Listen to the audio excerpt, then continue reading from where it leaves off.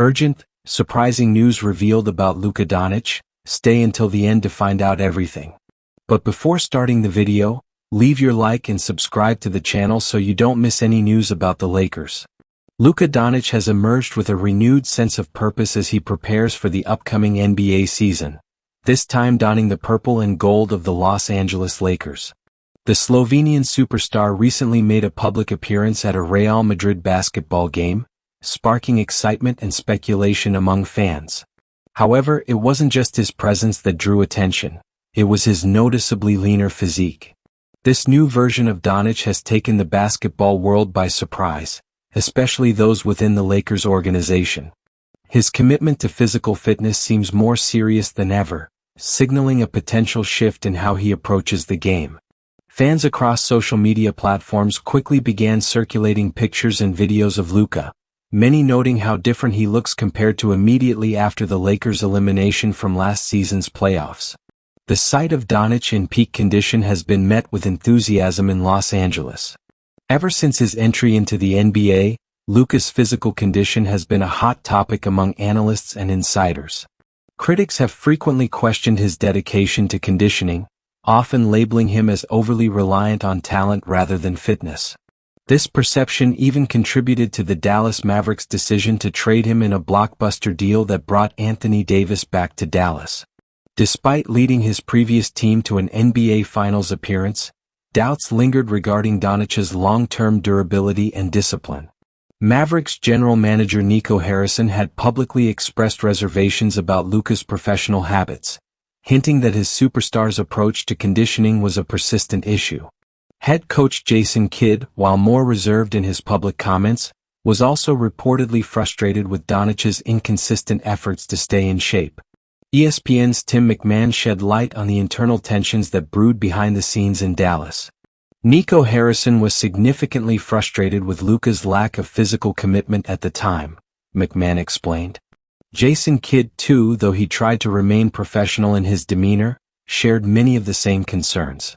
The sense was that Luka had plateaued in his development because he wasn't taking care of his body the way a franchise cornerstone should.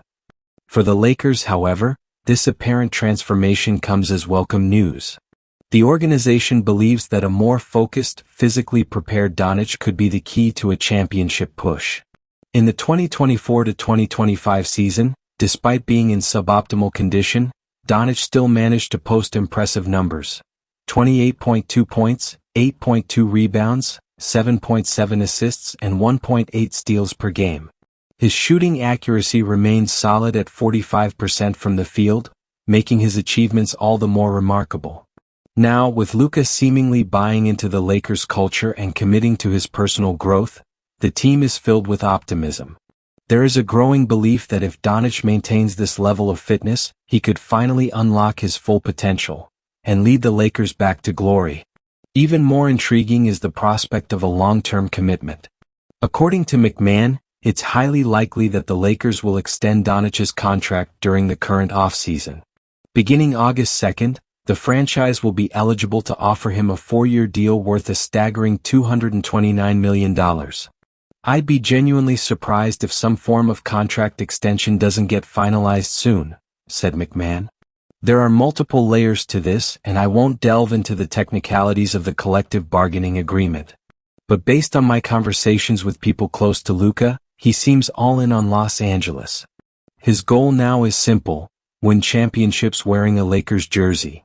As the Lakers gear up for another title run, all eyes will be on Luka Doncic, not just for his dazzling passes and clutch shooting, but for the evolution of a player who appears ready to redefine his career. After years of carrying the Dallas Mavericks on his shoulders, Luka Doncic now finds himself in a different environment. One where championship expectations are embedded in the DNA of the franchise. The Los Angeles Lakers, with their storied legacy and demanding fan base, are not just another team. They are an institution, and joining them represents both an opportunity and a challenge for the Slovenian guard. The decision to bring Doncic to Los Angeles wasn't made lightly. While his immense talent was never in question, the concerns about his conditioning and leadership had cast a shadow over his potential. Dallas had grown weary of waiting for Luka to evolve beyond his natural brilliance. According to multiple insiders, the Mavericks front office believed that his lack of commitment to fitness and preparation was holding the team back from reaching true contender status year after year. When the Lakers stepped in and initiated talks for a blockbuster trade that involved sending Anthony Davis to Dallas, many around the league were skeptical. Davis had become a central figure in the Lakers' success. His dominant performances during the 2020 championship run were still fresh in the minds of fans. Trading him for a player like Doncic, who was often criticized for not taking off-season preparation seriously, seemed risky. But the Lakers saw something different. Behind the scenes, their scouts and performance staff had compiled data that suggested Doncic could dramatically improve his efficiency and durability with the right support system. They believed that the structure of the Lakers organization, combined with the leadership of veterans like LeBron James and coaching staff dedicated to player development, could turn Luka into the kind of player he was always meant to be, a true franchise cornerstone capable of leading a dynasty. Upon arriving in Los Angeles, Doncic quickly realized he was in a different world. The media pressure, the legacy of past legends, and the unwavering expectations of the fans created an environment where complacency wasn't tolerated. From the moment he walked into the Lakers training facility in El Segundo, Luka was greeted not as a savior, but as someone with something to prove. The coaching staff wasted no time in setting clear expectations. New head coach Darvin Ham and his assistants worked closely with Luka to craft a conditioning program tailored to his specific needs. The team nutritionist revamped his diet, and a new strength and endurance regimen was implemented. For the first time in his career, Doncic wasn't left to manage his off-season by himself. He was immersed in a system built around accountability and consistency. Teammates noticed the change almost immediately. Austin Reeves, who had trained with Luka during previous summers, commented in a press conference, "This is a different Luka. He's locked in. You can tell he's on a mission." Even LeBron James, who had often served as a mentor to young stars across the league, seemed impressed by Doncic's renewed focus. In a social media post that went viral, LeBron shared a photo of the two after a scrimmage with the caption, "When talent meets discipline, scary hours." Off the court, Doncic began to embrace the Los Angeles lifestyle in a more balanced way. Gone were the frequent late-night outings and indulgent meals that often made tabloid headlines during his time in Dallas. Instead, he was often spotted at team-sponsored events, charity initiatives, and film sessions with coaches. He even started working closely with a mental performance coach, something he had previously dismissed as unnecessary. In private interviews, Doncic admitted that the trade served as a wake-up call. "I think I needed that jolt," he said. "When you're young and everything comes easy, it's hard to see the cracks forming. Coming here, it forced me to look at myself differently. I don't want to waste this opportunity." For the Lakers, the gamble was already beginning to pay off. The locker room was energized by Luka's presence, not just because of what he could do on the court, but because of the seriousness he brought into the gym each day. Players like Rui Hachimura, D'Angelo Russell, and Jared Vanderbilt found themselves matching Luka's intensity during practices, creating a competitive atmosphere that reminded some of the team's peak championship years. As the regular season approached, media speculation about Doncic's contract extension heated up. With August 2nd looming, the first day Los Angeles could legally offer a 4-year, $229 million deal, fans and analysts debated whether the Lakers should commit that kind of money to a player with a complicated history. But internally, the Lakers front office had already made up its mind. The morning of August 2nd brought a sense of anticipation across Los Angeles. Lakers fans had been buzzing for weeks, wondering if the franchise would officially commit to Luka Doncic as the future face of the team. Inside the front office, however, the decision had already been made. The team had seen enough, not just from Luka's training, but from the way he had immersed himself into the Lakers culture. At 9 a.m. sharp, Lakers general manager Rob Pelinka and head coach Darvin Ham met with Doncic and his representatives at the Lakers headquarters in El Segundo. The purpose of the meeting was straightforward: to put a max contract extension on the table, 4 years, $229 million. The offer would lock Doncic in until the end of the decade and mark the official start of a new era in Los Angeles. There was no hesitation from Luka's camp. The message was clear. He wanted to be in Los Angeles and he was ready to take on the weight that came with such a commitment. A max deal didn't just mean money, it meant responsibility, leadership, and pressure to deliver titles. Luka understood that. "I know what this jersey means," Doncic told reporters later that day. "You don't just wear purple and gold, you earn it. I want to be one of those guys who made it mean something." The announcement sent shockwaves across the league. In a single move, the Lakers had secured their next superstar, ensuring that the franchise would remain competitive even as LeBron James neared the twilight of his legendary career. While many had questioned whether Doncic was mature enough to carry such a burden, his recent transformation spoke louder than words. Former Lakers legends voiced their support almost immediately. Magic Johnson took to X, formerly Twitter, to post, "Congrats to the Lakers and Luka 7 Doncic. This is how you build a legacy." Next stop, Banner 18. Kareem Abdul-Jabbar praised Doncic's growth and discipline, calling it a sign of greatness when a player learns, adapts, and elevates. But with great contracts come great expectations. Internally, the coaching staff knew the honeymoon phase would be short. The Lakers fanbase, known for its passion and high standards, expected results fast. With the Western Conference more competitive than ever, every game would matter. Teams like the Nuggets, Warriors, and Clippers were all still in the mix, and upstarts like the Thunder and Timberwolves had become legitimate threats. The margin for error was shrinking. Luka, however, seemed unfazed. In the days following his extension, he increased the intensity of his workouts. Training sessions now started at 6 a.m., and he was often the last to leave the gym. Assistant coaches noted how he had begun studying film of past Lakers champions, especially Kobe Bryant, to better understand the mindset needed to lead a team to the top. "I don't want to just be the guy who puts up numbers," Doncic told the media during his first press conference after signing. "I want to win rings. I want to be remembered like Kobe, like Magic, like Kareem. That's the goal now." His teammates rallied around him. LeBron, although stepping into more of a mentoring role, continued to support Luka both on and off the court. The chemistry between the two superstars became a focal point of training camp. Reporters noticed how often they were seen communicating during drills, discussing defensive schemes or transition options. It was clear that Luka wasn't just absorbing knowledge, he was applying it. Behind the scenes, the Lakers' development staff continued refining Doncic's approach to fitness. His body composition was regularly monitored, and his diet was maintained with precision.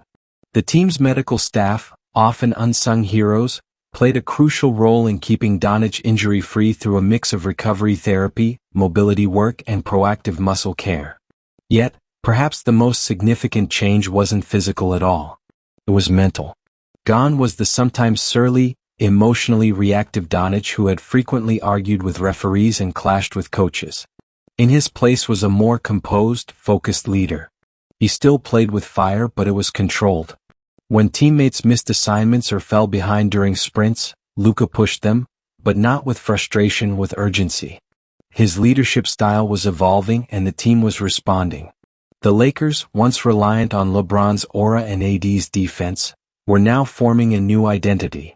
One that revolved around a slimmer, smarter, and more driven Luka Doncic.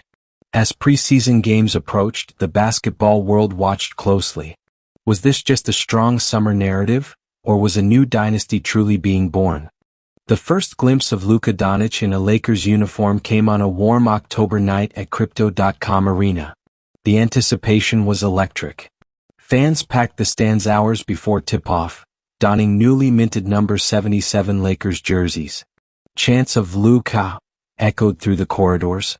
The preseason had never felt so significant, not because of the result but because of what it symbolized, the beginning of something potentially historic. From the moment he stepped on the hardwood, it was clear that this was a different Luka. His body looked more agile, his movements sharper. The excess weight that had once slowed him on transition plays was gone. In its place was a streamlined version of Doncic, quicker off the dribble, more explosive on step-backs, and defensively more active. The Lakers' opponent that night was the Phoenix Suns, another Western Conference heavyweight led by Devin Booker and Kevin Durant. While the game itself held no playoff implications, the stakes felt higher than usual. Every touch from Luka was scrutinized. Every possession analyzed in real time on social media. And he didn't disappoint.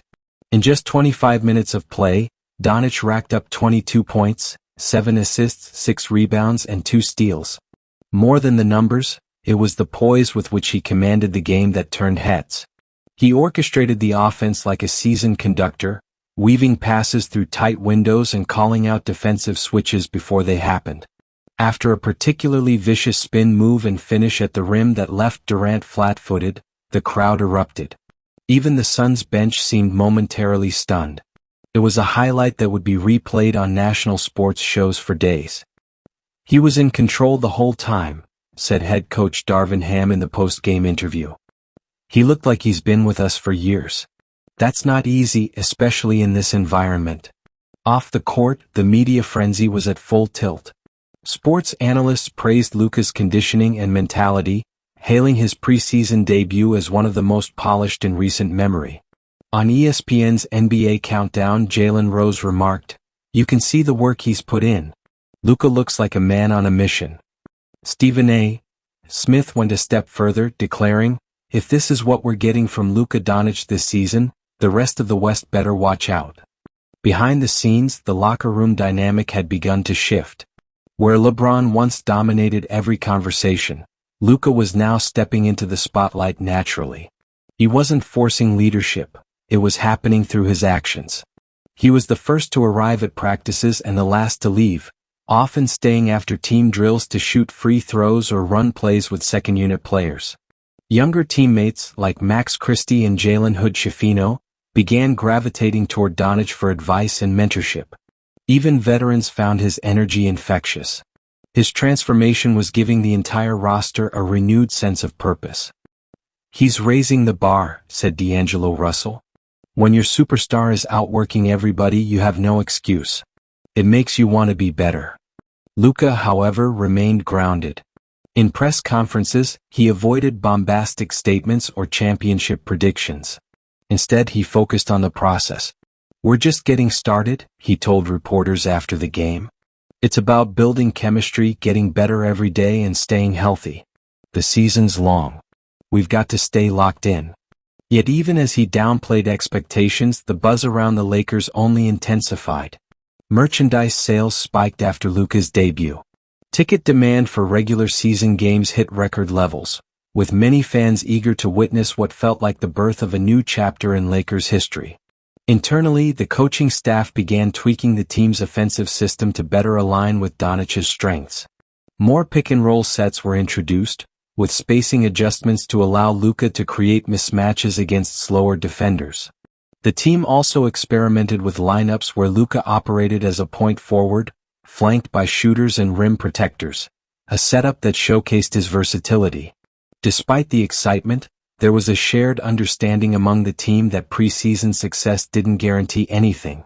The real test would come in the regular season, when every possession counts and every opponent brings their best. But if the preseason opener was any indication, the Lakers had more than just a superstar. They had a leader reborn. The lights dimmed inside Crypto.com Arena. The Jumbotron lit up with a cinematic intro, mixing clips of Lakers legends with the current roster. As the camera panned to Luka Doncic standing in the tunnel, eyes closed and headphones on, the crowd rose to its feet. It was opening night, not just for the Lakers but for a new chapter in NBA history. The opponent was none other than the reigning champion, the Denver Nuggets. It was a deliberate scheduling decision by the league, a symbolic passing of the torch, or at least a challenge for the Lakers to show whether they could truly contend. For Luka, it was a test. A chance to prove that the preseason hype wasn't just noise. When he stepped onto the court in his official purple and gold uniform, stitched with the legacy of giants, it was more than just a debut. It was a declaration. From the tip-off, Dončić was in control. He opened the game by draining a deep three over Jamal Murray, then followed it up with a cross-court assist to LeBron James' cutting backdoor. His feel for the game, always elite, now looked refined, sharpened by months of preparation and a hunger that seemed almost personal. By halftime, Luka had 18 points, 6 rebounds and 5 assists. But more than the stats, it was how he dictated pace that left the basketball world buzzing. He slowed the game when needed, pushed in transition when defenders hesitated, and made every possession count. His connection with Anthony Davis, now in a more complementary role, looked natural. The two ran pick and rolls with surgical precision, often forcing Denver into mismatches they couldn't recover from. LeBron, playing reduced minutes as planned, seemed almost rejuvenated by Luka's presence. Freed from the burden of doing everything, he found joy in spacing the floor, making smart cuts and mentoring during huddles. "Luka's like a conductor out there," LeBron said post-game. "He sees things before they happen. That kind of vision, that pace, you can't teach that." The Lakers pulled off a statement win, 117-108. Luka finished with 29 points, 9 assists and 8 rebounds, narrowly missing a triple-double in his regular season debut with the team. As he walked off the court, fans chanted his name like they once did for Kobe. There was a new king in town.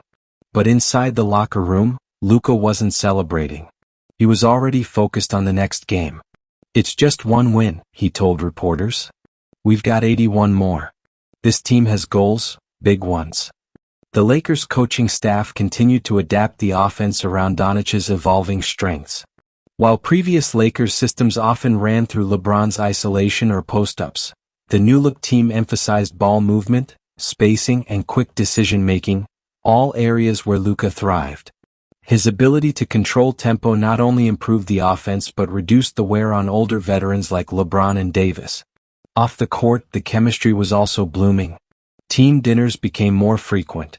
Luka hosted several bonding nights at his Los Angeles home, including film sessions, FIFA tournaments, and even a Slovenian cuisine dinner that quickly became legendary among teammates. Austin Reeves called him a glue guy disguised as a superstar. Media coverage only intensified. ESPN featured Luka on its cover story titled, "The Revival of Showtime?" Bleacher Report dubbed him the most watchable man in basketball. But despite the praise, Luka stayed humble. He gave credit to the team, the coaching staff, and the Lakers fans, whom he called the most passionate and demanding supporters I've ever played for. Statistically, the start of the season was elite. In his first 5 games, Dončić averaged 30.2 points, 8.9 assists, and 7.5 rebounds while shooting 49% from the field and 41% from beyond the arc. Analysts marveled at his efficiency, attributing it not just to his improved conditioning but to the smarter shot selection and trust in his teammates. He wasn't forcing hero ball. He was playing winning basketball. And that trust paid off. The Lakers jumped to a 5-0 start, their best opening since the early 2000s. Fans began to believe, not just in Luka but in a team that looked poised, balanced, and driven. Crypto.com Arena was once again a fortress, and the energy was unmistakable. Still, Luka was cautious. In an interview with The Athletic, he said, "I've had hot starts before. That's not the goal. The goal is to be standing on the podium in June." But even as he downplayed early success, the league took notice. Defenders pressed tighter. Teams sent double teams. And yet, Luka's poise remained unshaken. The season was long. Challenges loomed. But the message was clear. The Lakers weren't chasing legacy. They were building one. By the time January rolled around, the Los Angeles Lakers were sitting near the top of the Western Conference standings, and Luka Doncic was among the frontrunners in early MVP conversations. His name was being mentioned in the same breath as Jokic, Giannis, and Tatum, not just for his statistics but for his leadership, impact, and transformation. But no NBA season is without turbulence. The Lakers hit their first real rough patch after a grueling road trip.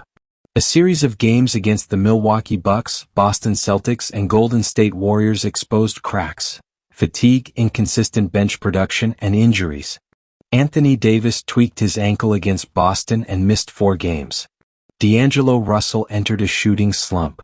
And the defensive intensity that had marked their early season success began to fade. In those moments, eyes turned to Dončić. Would he push harder? Blame teammates? Fold under pressure? He did neither. Instead, Luka responded by doing what great players do, carrying the load, adjusting, and refusing to let adversity define the narrative. In a double overtime thriller against the Warriors with Davis and LeBron both out, Doncic delivered one of the most iconic performances of the season.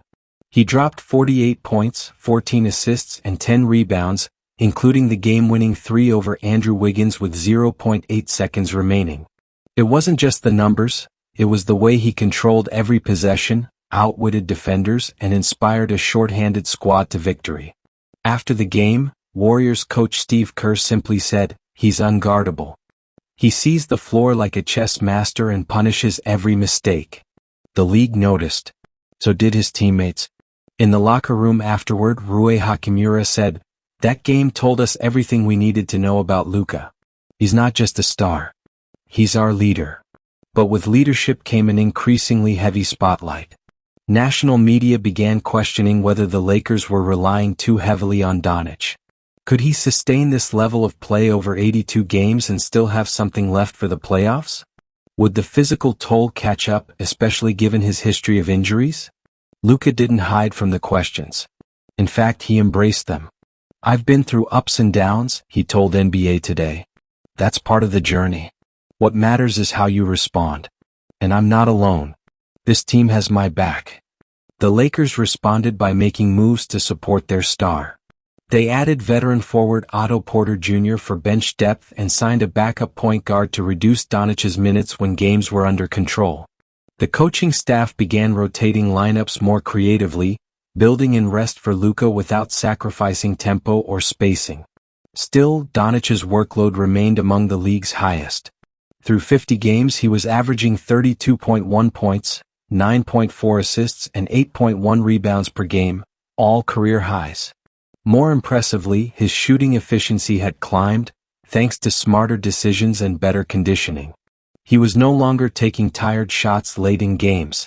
Instead, he was executing with surgical focus. Mentally, Doncic was evolving too. He had fewer technical fouls than in any season prior. He no longer spent entire possessions complaining to referees or letting missed calls impact his defense. He had matured, a shift that even his critics acknowledged. Tim McMahon of ESPN, once a vocal doubter of Doncic's commitment, wrote an op-ed titled, "I Was Wrong About Luka." In it, he detailed the effort, discipline, and attitude shift that had silenced the skepticism surrounding Luka's character. Everything we questioned, the conditioning, the maturity, the focus, he's answered with action, McMahon admitted. He's not just playing MVP basketball. He's leading like one. Behind closed doors, the Lakers organization began discussing a long-term vision centered around Luka. With LeBron clearly transitioning into his final seasons, and Anthony Davis's injury history a concern, Luka was being groomed not just as a franchise player, but as the face of the franchise, a torchbearer for the post-LeBron era. Luka was aware of the weight he was carrying, but he wore it lightly. He'd grown more confident in front of cameras, more direct with teammates, and more deliberate in his leadership. He wasn't trying to mimic LeBron or Kobe, he was building his own identity in the Lakers' legacy. All-Star Weekend approached, and Luka was voted in as a starter, not just by fans but by players and media alike. During Media Day, a reporter asked him what changed from last season to this one. Luka paused, then smiled. "I stopped making excuses." The Lakers entered the All-Star break with a 36-14 record, the third best in the league. The chemistry was strong, the belief was real, and the message was clear. Luka Doncic wasn't just fitting into Lakers culture. He was redefining it. As the final stretch of the regular season loomed, the intensity within the Lakers camp reached a new high. With just 20 games remaining, playoff positioning became a daily topic, not only in media discourse but in every practice, every film session, every sideline huddle. Luka Doncic, now fully integrated as the centerpiece of the team, had taken on a dual role, on-court general and off-court guardian of the group's mentality. The Lakers were no longer a question mark. They were a target. Every team brought their best, every game felt like a battle, and there was no more room for complacency. Despite facing recurring injuries to key players like Jared Vanderbilt and intermittent rest days for LeBron James, the Lakers kept winning. Luka refused to allow excuses. In a road game against Minnesota, where the Lakers were down 3 starters, he delivered another masterpiece. 36 points, 11 assists, and the game-sealing steal in the final 30 seconds. But it wasn't just about the performances. It was about the control. Dončić wasn't playing frantic, high-risk basketball. He was methodical, composed, a seasoned star operating with surgical confidence.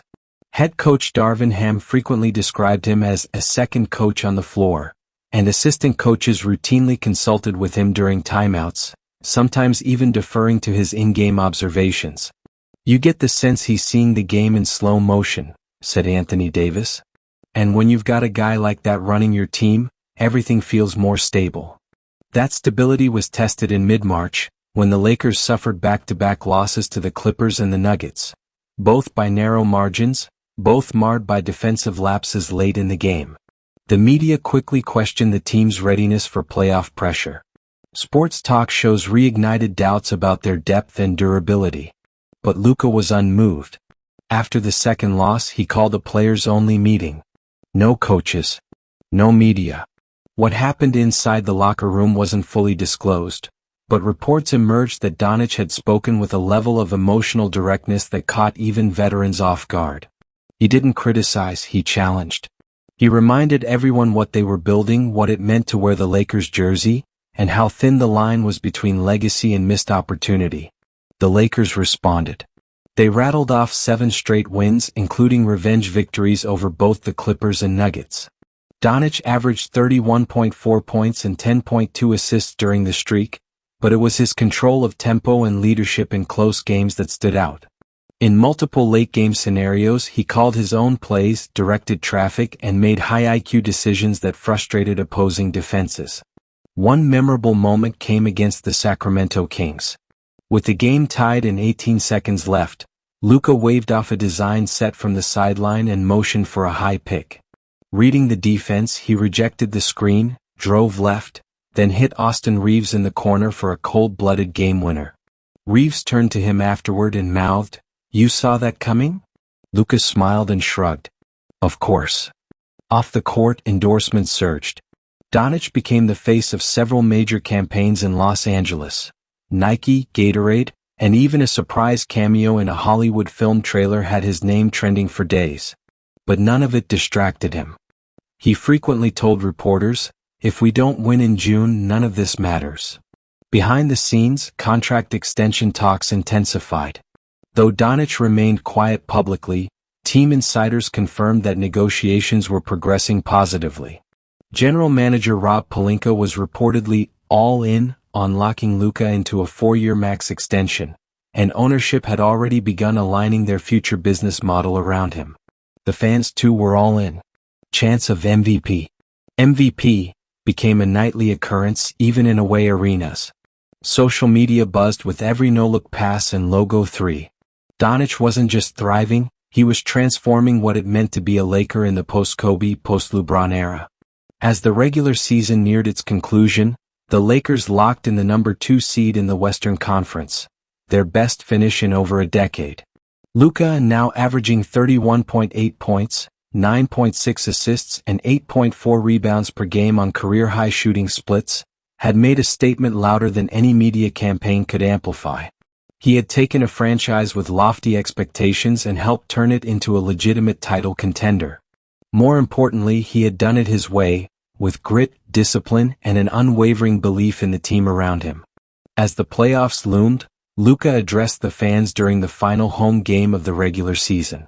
Taking the mic at center court, he looked around at the sea of gold and purple, smiled, and simply said, "We're not done yet." The playoffs had arrived. The regular season was over, records erased, and every possession suddenly held the weight of legacy. For the Los Angeles Lakers, led by Luka Doncic, the mission was clear: championship or bust.